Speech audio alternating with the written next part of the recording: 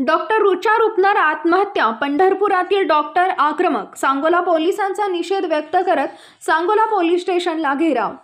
सांगोला येथील प्रसिद्ध फॅप्टेक उद्योग समूहाचे भाऊसाहेब रुपनर यांचे चिरंजीव डॉक्टर सूरज भाऊसाहेब रुपनर यांच्याशी झाला होता।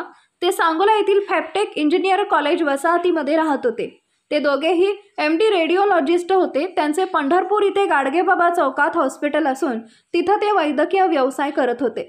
डॉक्टर सूरज यांची वागणूक व्याभिचारी होती। ते व्याभिचारी करत असताना पत्नी डॉक्टर रुचा रुपनर यांनी जाब विचारला असता त्यांना शिवीगाळ करून लाथाबुक्क्यांनी मारहाण करून शारीरिक व मानसिक त्रास देऊन तुला बघून घेतो अशी धमकी देत होता व दिली होती। तसेच सूरज यास त्याच्या व्यवसायासाठी MRI मशीनची गरज होती। ती विकत घेण्याकरता रुचा हिचे नावे असलेले पंढरपूर येथील जमिनीवर कर्ज काढून किंवा तुझ्या माहेरच्या लोकांकडून पैसे घेऊन ये अशी मागणी केल्याने बहीण रुचा हिने विचारपूस केली असता तू आत्महत्या कर नाहीतर पैसे आणून दे अशी चितावणी दिल्याने रुचानेही तिच्या राहत्या घरी 6 जून 2024 रोजी सकाळी 6:45च्या पूर्वी घरातील पंख्याला ओढणीने बांधून गळफास घेत आत्महत्या केली आहे। भाऊसाहेब रुपनर हे फॅप्टेक इंजिनिअरिंग कॉलेजचे संस्थापक आहेत।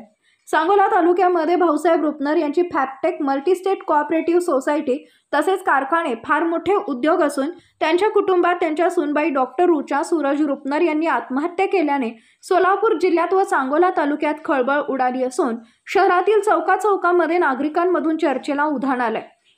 डॉक्टर सूरज रुपनर यांचे वडील भाऊसाहेब रुपनर यांचे राजकीय नेत्यांबरोबर संबंध असल्याने सांगोला पोलीस ठाण्यातील अधिकाऱ्यांवर दबाव आणून कारवाई न करण्यास भाग पाडले जात आहे।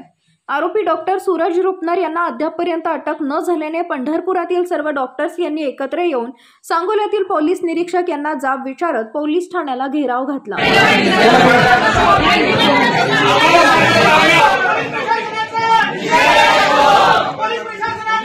Yeah!